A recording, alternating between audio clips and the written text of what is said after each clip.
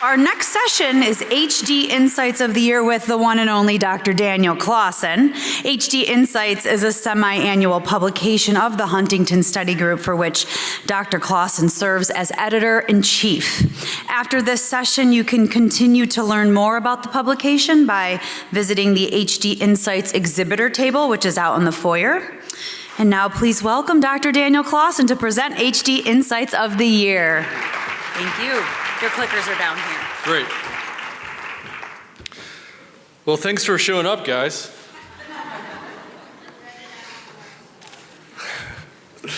So it's been a real joy to be part of HD Insights for the last 5-ish years, I think.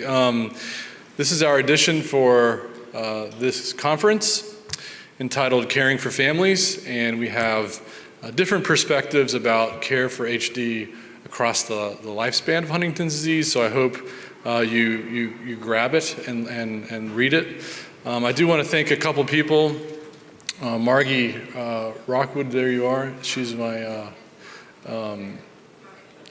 co-editor. She does a lot of heavy lifting. Tina Illman, she does all the artistic work, and Emma Berkner does a lot of work on the other end too. So we're gonna get this on a website. We get about 10,000 looks. It's not bad. 6,000 individual people read it, so a lot of people are reading it, so it's exciting. So this has been a really interesting year for me personally. I do want to make a point that when we've done these HD Insights talks, I've tried to get people who don't have anything to do with HD come and talk. And so you may remember last time we had a talk on Angelman syndrome, and then prior to that we had a talk on stress and coping. And that's been kind of fun to not talk about HD during the HD Insights talk. And so I actually took a little bit of liberty and hijacked this talk myself today to tell you about some things that have been going on in Nashville and in my life, and hopefully at the end of it, encourage you with the work that you do for Huntington's disease. I've thought about so many different titles for this talk. I thought about HD Insights 2023, which is probably the most boring title ever. Then I thought about my midlife crisis. Instead of buying a Corvette, I will give a talk at the HSG meeting. That might be appropriate.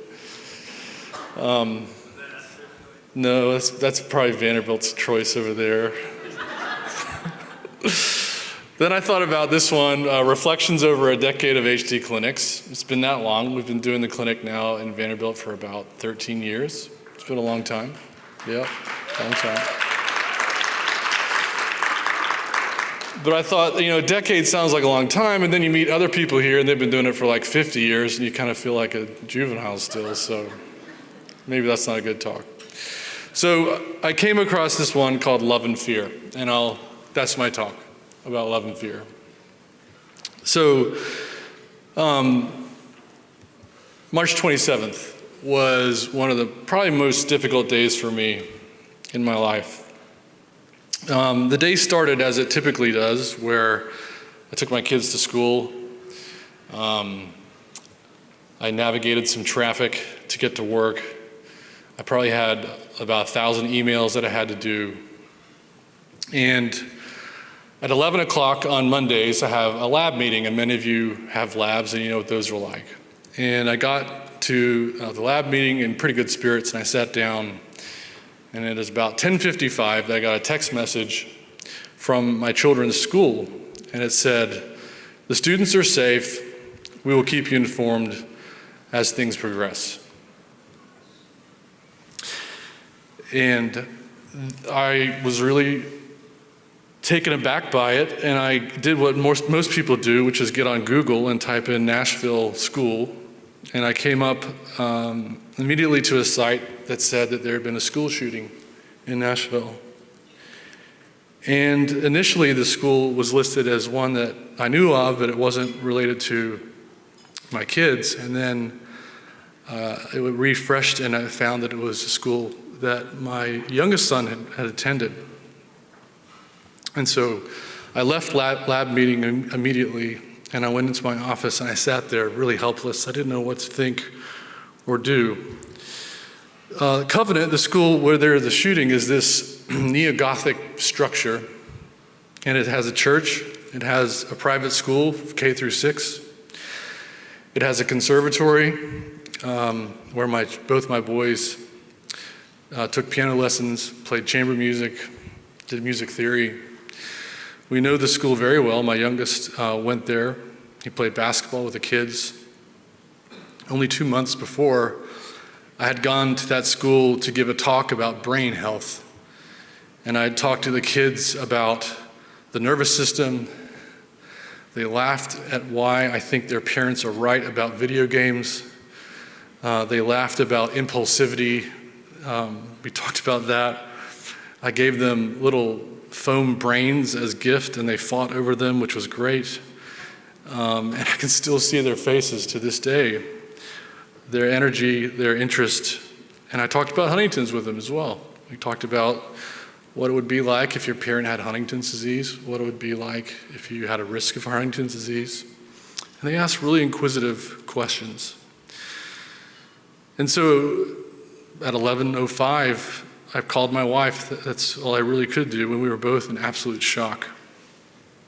I think my training kind of came over me when I thought about the tremor that I had developed, the heart palpitations that I had, the breathlessness that I had, the tears that started flowing profusely, because all I wanted to know was, were the kids okay? I think the next 3 hours of my life were probably the longest that I had experienced. Over 1,000 text messages came in from friends, from parents. There were rumors of the text messages about who was okay, who was not. There were rumors about the shooter. There were questions about the motives. And there soon came to be a safe place that all the children were transported to. And some of my friends went there, even though they didn't have children in the school, just to try and offer some community support. Soon after then, we heard a lot of sirens around Vanderbilt. I had some phone calls with some of my colleagues in pediatric neurology who had to do brain death exams on these little children in 3rd grade. There were parents that were desperate to find their kids, and you can imagine just the absolute trauma that was going on. And all this time, I couldn't talk to my children. But at the end of the day, there were 3 children who died, 2 teachers who died. One of them was the principal, who's probably trying to save her students, and a janitorial staff member died. And what happened after that was really incredible. I told my wife the other day, I said, I haven't been to this many funerals in, I think, my entire life. But the community vigils, community services that went on were intensely, intensely powerful. I can't, the only way I can describe it, sort of, was that it's kind of like when you went to a rock concert and there's this kind of energy around you, but instead of the energy being focused on the music, it's focused on the shared grief, on the shared human pathos that everyone has. And one particularly poignant funeral that I went to was the funeral of Hallie Scruggs, who was the child of the pastor of the church at Covenant. And it was packed. There was standing room only.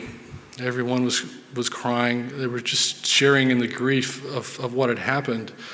But what blew my mind is that her father gave her eulogy. And it was one of the most courageous things that I think I've ever witnessed in my life.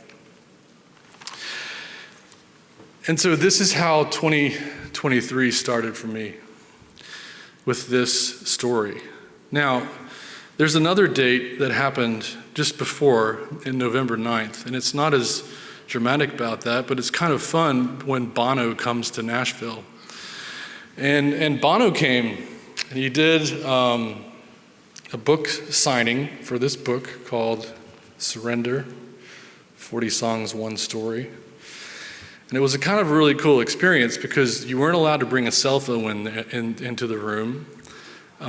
People were, basically de-electrified. And he sang songs and he talked about the songs and what they meant to him. And one of the poignant, this is going to get to Huntington's disease, I swear. One of the poignant things that came out about it was a letter that he wrote to David Bowie, which I thought really captured a lot of the things that I was feeling on March 27th, and I'm going to pivot this to Huntington's. He writes a letter to David Bowie, and he talks about his relationship with David, and I won't spoil it for you, but he says, on his birthday a couple months later, I wrote David a longer than usual note to tell him how we felt, and included Michael Lunig's beautiful poem, Love and Fear.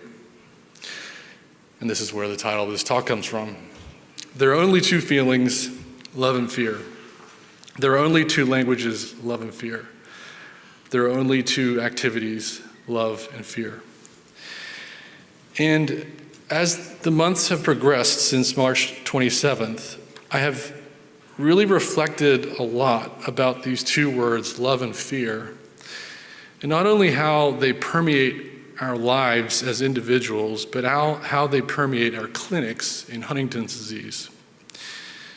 And just like Bono was intent on telling stories and experiences that shaped him as a musician, I think in this room, there are stories and experiences that shape us as Huntington's disease clinicians. And those stories and experiences are intensely important in how we develop our craft and how we administer care. And I think they don't get shared as much as I wish they would. But I've thought about these terms, love and fear, as it relates to patients. And I would say, in doing HD clinics, I've witnessed over and over again a deep, nagging fear that consumes so many patients who might have or who have Huntington's disease. What is my future going to be like? Do I have symptoms? If I get symptoms, what are they going to look like? Am I going to turn into my father or my mother? Am I going to be a burden to those around me? What's going to happen? And if you're like me, you're going to have patients that are coming to your clinic and they're going to ask you these very difficult questions, and you may not have answers for them. But there are some very deep-seated fears. We've tried at Vanderbilt to try and create avenues for people to express these fears, for people to have open conversations about them. During COVID, we started what's affectionately called as HD Happy Hour, which is a Zoom conversation. And it's an open forum. It was hijacked once by some hacker, which was kind of exciting. But yeah, don't ever give anything confidential to Lisa Hale. She will destroy it. But it turned into a great weekly event where patients could get on and talk about anything. We've also had some incredible opportunities to work with Kelly Watson, who's here, and Bruce Compass, who you've met before, on developing modules to help patients deal with stress and coping that come with Huntington's disease. And my story and experience about this is really personified in a 28-year-old woman who was a daughter of a patient. Some of these details are a little bit augmented just for confidentiality's sake, but she did not want anything to do with Huntington's disease.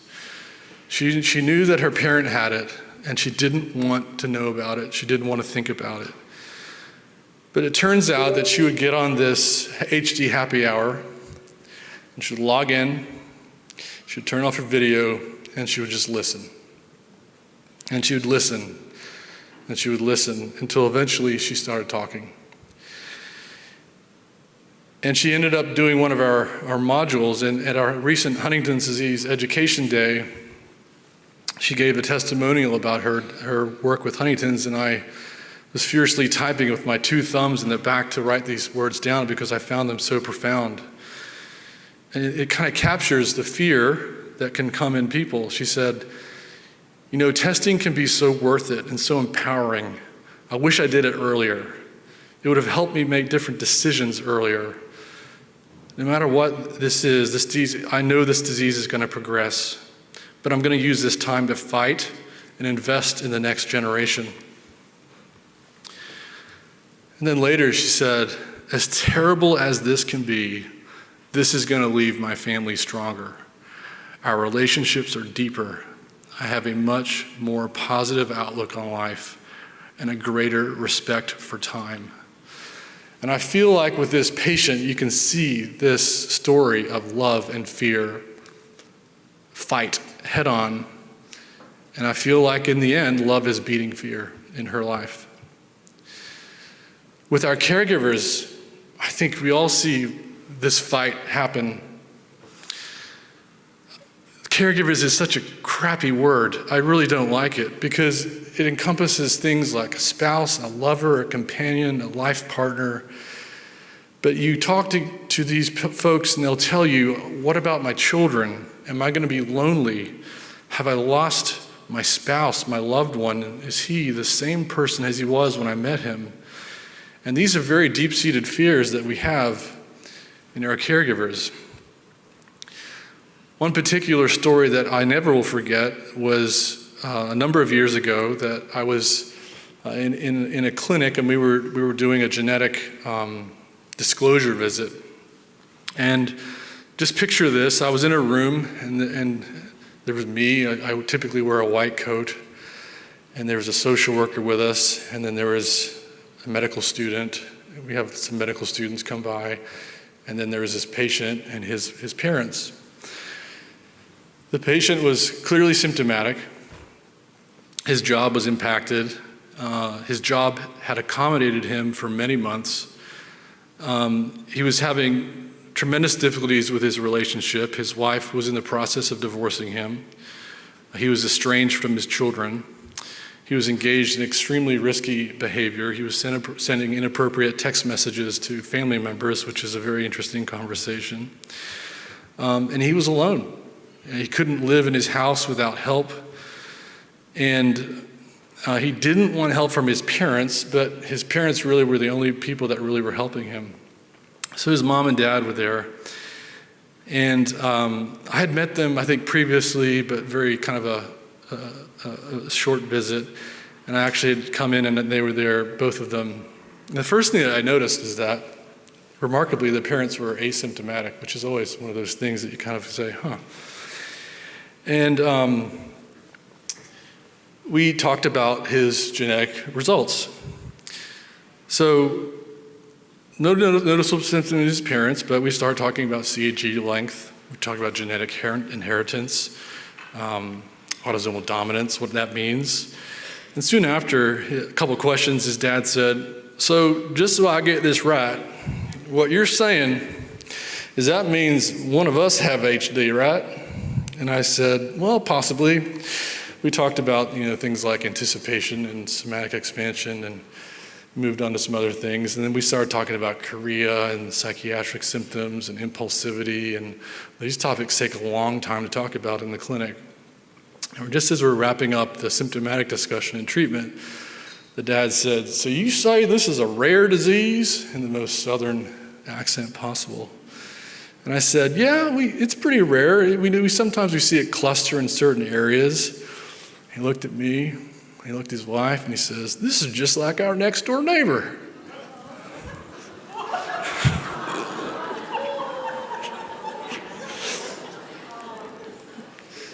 Come to Nashville, we have a lot of stories like this.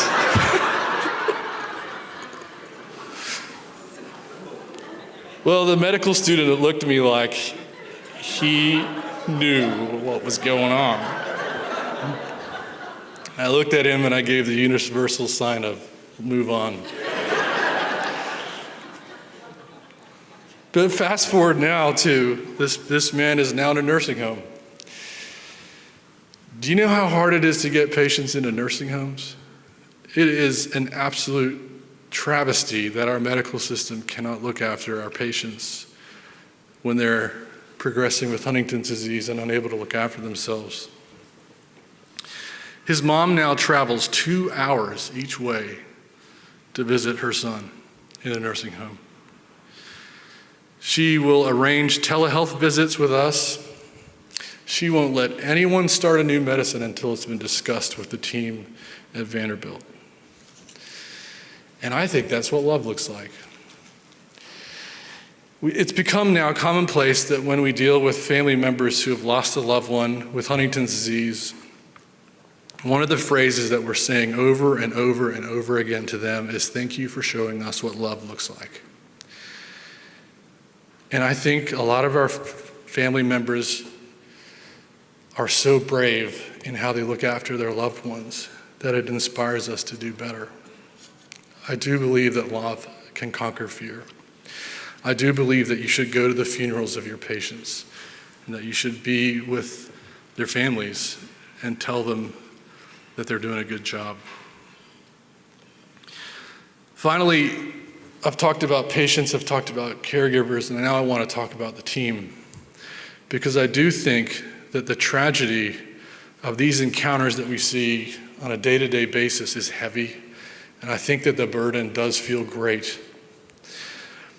After many, many clinics, I can tell you that the collective feeling at the end of the day is exhaustion. I don't know if you noticed this, but for me, I noticed it even when I started doing clinics as a fellow.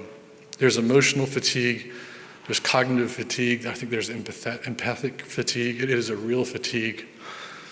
But on one occasion, we had done a telehealth visit for a patient who had been working with for quite a long time. He had rather advanced symptoms of Huntington's disease. We'd been modifying his medications, and particularly he was having some irritability, and we thought we were actually getting somewhere with him. In fact, his wife was saying that, yeah, you know what, he's doing better in terms of his anger. We did a telehealth visit. I think, the first half of telehealth is just getting the camera off the ceiling. But after that, we finally were talking to him. Everything seemed good. Wife was happy. Patient seemed happy. We signed off. The next day, we got a call that the patient had murdered his wife and killed himself. No warning. Our team grieved heavily. One of the social workers, Spencer, who's not here, so I can talk about him, came into my office that morning and he just looked sullen, gray face. We sat together. We didn't say much. We might have muttered some things like, "Man, that was unexpected." Or, "What did we do wrong? Did we miss something?" We came to find later that this relationship had been fraught with trauma. The relationship between the husband and wife. This was an abusive spouse. It had been going on for a very long time as a teenage bride. And despite all this, the family, the children were immensely grateful for our care.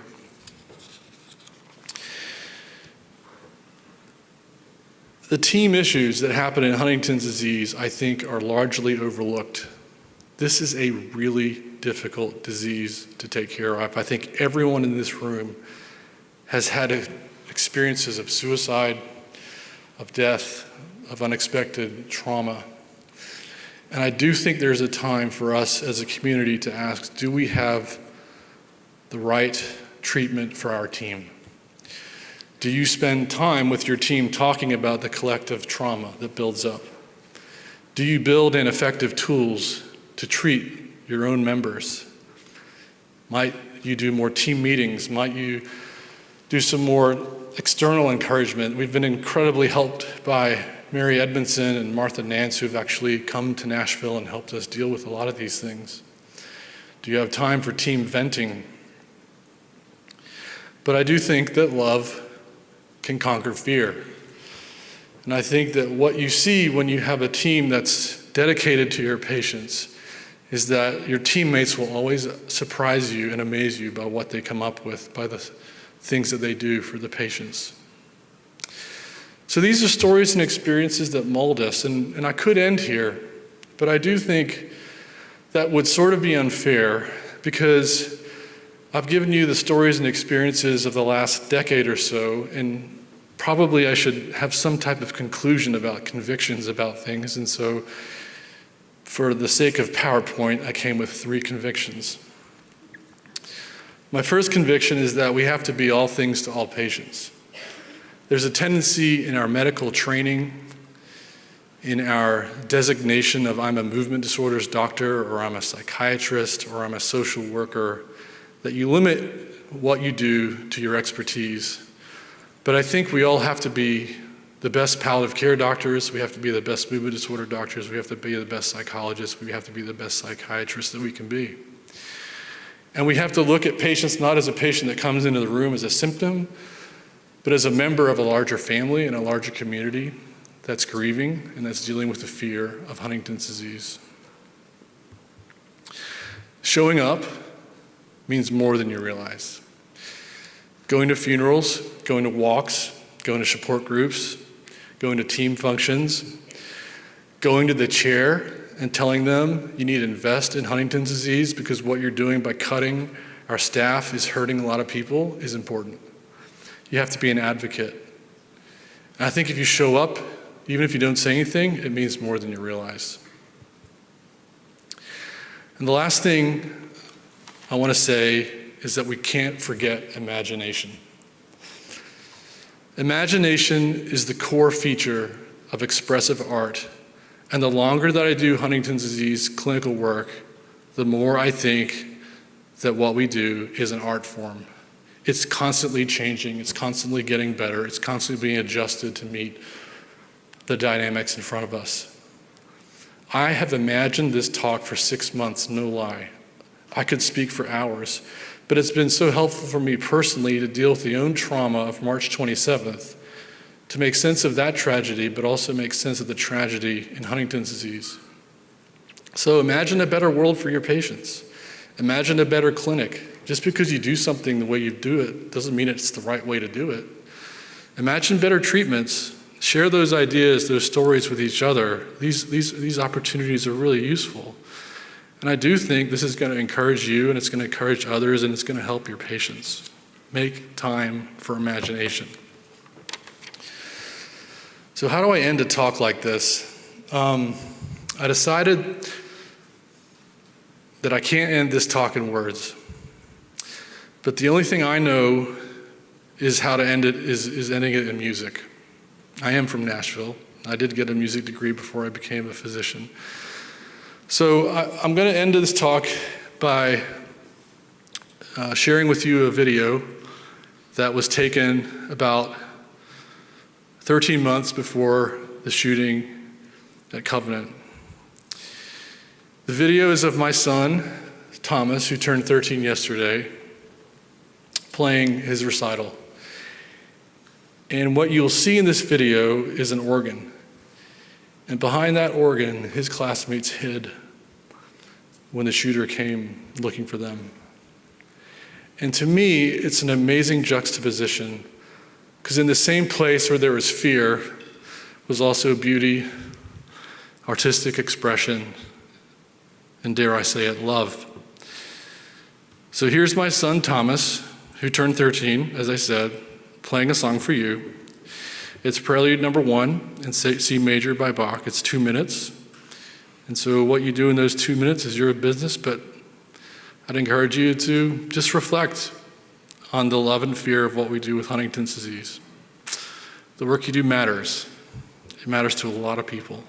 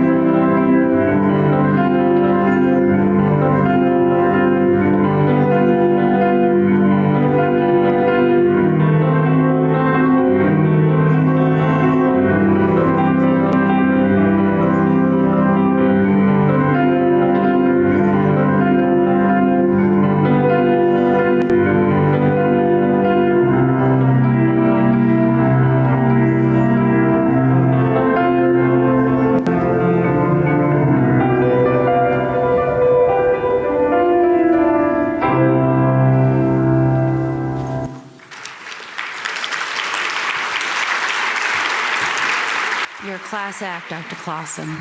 Beautiful session.